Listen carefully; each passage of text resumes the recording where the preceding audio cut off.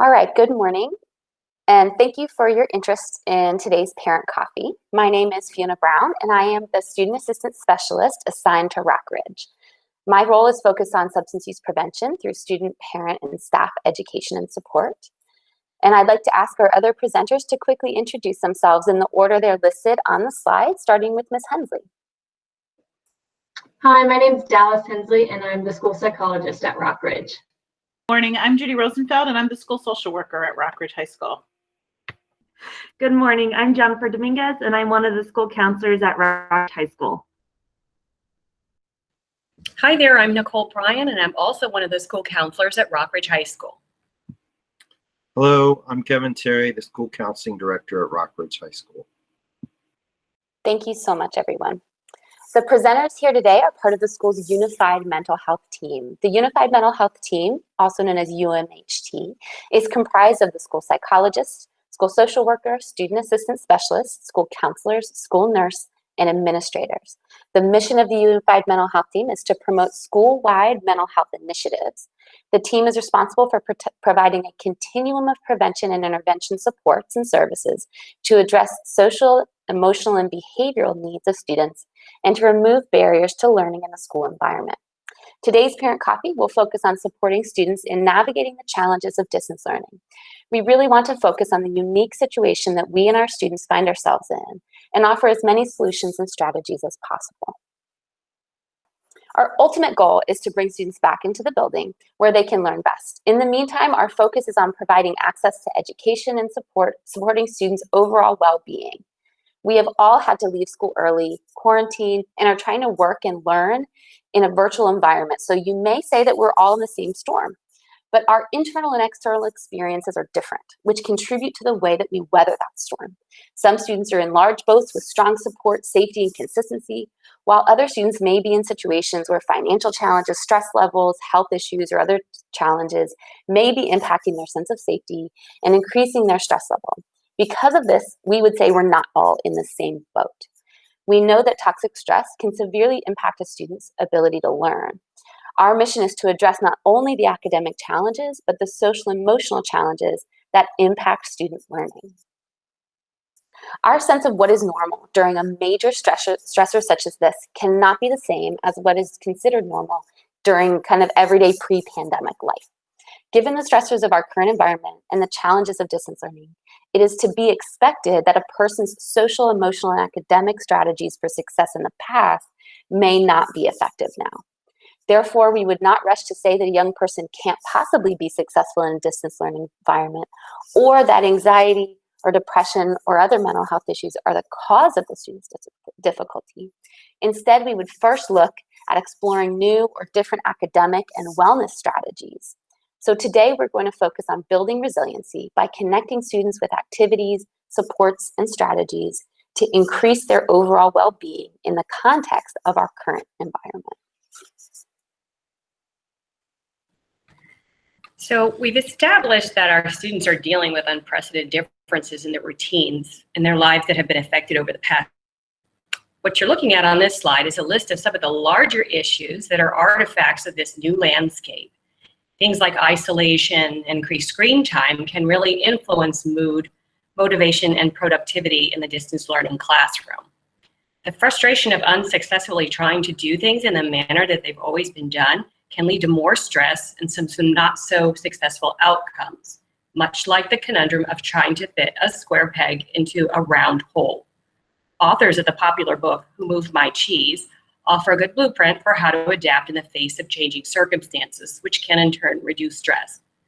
First, recognize that new situations require different solutions that may have worked in the past. You're going to need to adjust the way you do things. Secondly, don't be afraid of these new situations and embrace solutions that you may have determined would not work in the old mode, but will work now.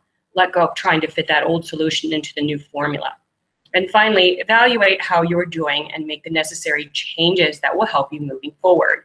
While we cannot change the situation, we can change how we view, how we approach, and how we go forward using different perspectives in order to maintain a strong academic performance and improve mental health.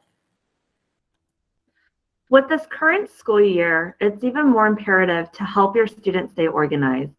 Whatever your strategy is, it's important to have a plan. What may work for one student may not work for another. The key is to get them into a routine that will set them up for organizational success. So let's look at some strategies to help your student get and stay organized. Carve out a specific area where distance learning happens. Once the space feels routine and familiar, it will help your child focus. Create a daily schedule or to-do list. The schedule should include daily tasks that a student can just cross off their list. This may look different for different students. Some students may prefer a whiteboard, and some may prefer a planner that they can look at and cross tasks off and assignments as they go. Establish a routine. Set an alarm to get up. Plan the day ahead. Take breaks. Be flexible.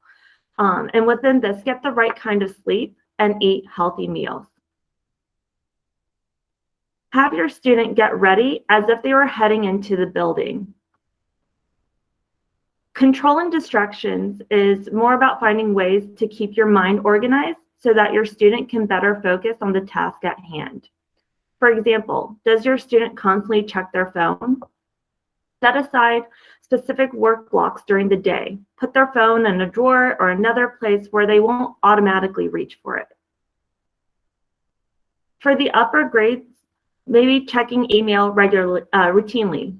For each student, this could be different, but at least once a day since most communication is being sent in this format. You may also want to include a lesson for your student on email etiquette and how to spot spam or junk email. Another suggestion for computer organization is organizing their desktop. This is a great practice to do weekly at the end or start of a week. For example, a student can keep most documents and other media in Google Drive or Schoology. And the last suggestion is along the theme of encouragement and pride. Think about how awesome it feels to see your own work published in a public space. If you set up a bulletin board or other public space in your home to display your students' finished work, it will help mimic the atmosphere of school. So difficulty staying or getting motivated is one of the biggest concerns that we've heard from parents and students during distance learning. And it's important that motivation isn't something that we just have, it's something that we have to work on. It's like a muscle. You can build up your motivation by exercising and working it towards larger and more challenging tasks. So a great way to start getting motivated is to set a goal. It's important to talk with your student and ask, what is their end goal? How will they feel, or what will be different when they accomplish that goal? So when we set goals, we want to start small. We want to start with the easiest things to accomplish. And then when they do have a bigger goal, we want to break those goals down into smaller achievements. So for example, if your student's goal is to get into UVA for college, that's a great goal, but we want to start a little smaller. So maybe them studying and getting a good grade on their next test. That is a way for them to work towards that bigger goal. And then we want to be specific with our goals. So setting a time frame to complete each small goal, and then think about how to include that goal in our daily lives and what we need to make that happen on a day-to-day basis. Another way to help increase motivation is gratitude. So over the years, there have been several studies that have found that gratitude practice, such as taking some time each day to write down 5 things you're grateful for, can lead to self-improvement. There's a 2011 study that found that people feel motivated and energized when they experience gratitude, and that gratitude encourages them to make progress towards their goals. So simply practicing gratitude and writing down what you're thankful for can actually change the chemical makeup of your brain and make you a more positive and happy person. So with all of this in mind, you'll want to think about your unique family and how you can support one another and your students with their goals. Some students may need a little bit more positive reinforcement to achieve their goals, such as their favorite treat for studying for a test, or a fun family activity after they have achieved one of their smaller goals. Connections, okay? Connections matter. Strong ties with family, friends, and the community provide us with happiness, security, and a sense of purpose. Being connected to others is important for our mental and physical well-being and can be a protective factor against anxiety and depression. How you feel connected to others is important.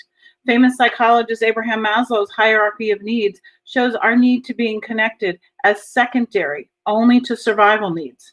And some would say that being connected is a survival need.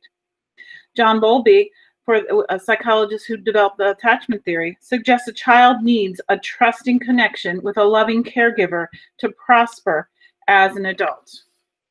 But real connection is more than just talking to others or sharing interest. Connecting with others is a sense of being open and available to another person, even as you feel they are open and available to you. It includes empathy and compassion, and we feel goodwill to a person or persons we are connecting with. During this distant learning, students may be feeling disconnected from the school community, their friends, and their family. Feeling disengaged can cause us to struggle with our mood, our mental health, and our ability to accept challenges. It can affect our resiliency.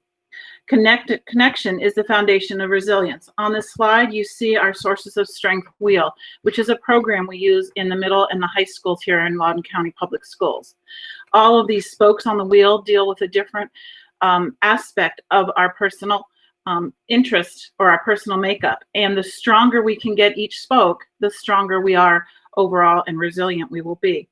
As you can see, a lack of connection can affect our mental health, our family support, our positive friends, basically every spoke on the wheel. So how do we get connected? How do we help others with connections? Okay, well, first of all, we need to connect with ourselves, okay? And how we connect within ourselves during this distance learning and your student is journaling. Journaling can, as Ms. Hensley talked about, can help you reflect as you look into your own thoughts and emotions. Writing down your feelings can be cathartic and maybe even help you discover something new about yourself.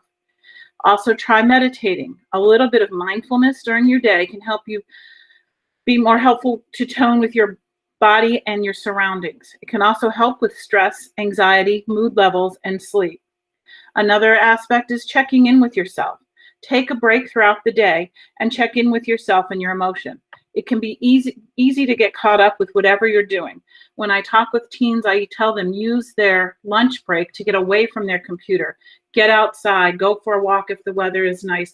Just get away from the school environment for just a few minutes to reset their brain so that they can then go to the afternoon sessions of their classes. And as I said, go outside, get an activity, do a walk, whatever.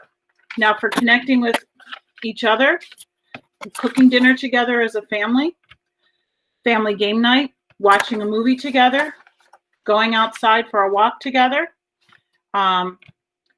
Encourage your student to connect with younger or older students as a reading buddy. Start or join a virtual study group. We have study groups, we have clubs, we have all kinds of activities going on at the school. In the virtual world, it's not ideal, but it's still something where they can connect with their peer group. Encourage your student to have their cameras on during online classes, but then when they're connecting with friends or if you're having your family meal or they're getting together with other people, get away from the electronics, okay? Being really in the moment, away from the electronics and being able to talk with one another and eye contact and paying full attention to what they're doing. So whether that's cooking dinner together, family game night, or even sitting down and having a conversation at the dinner table, have the phones, the electronics off and actually pay attention to one another. Also, there's lots of apps that you parents can look at for the students where they can meet online with their friends and watch movies together and watch the same movie together at the same time and have a discussion to the movie. It's not the same as being at a movie, but it's pretty close for some teens. Okay. And then also consider your method of communication. Okay. Everyone has different communication styles, but think about what is your students. Are Google Meets getting tiring? Too much texting? Try having them call their friend instead of texting, or calling a family member instead of texting a family member, or snail mail, Okay, everybody loves getting a letter, but we don't do it very often. Have your student write a letter to somebody that they haven't connected with in a while, just to sort of reach out. It will make them feel good, and it will make the person who's getting the letter feel good.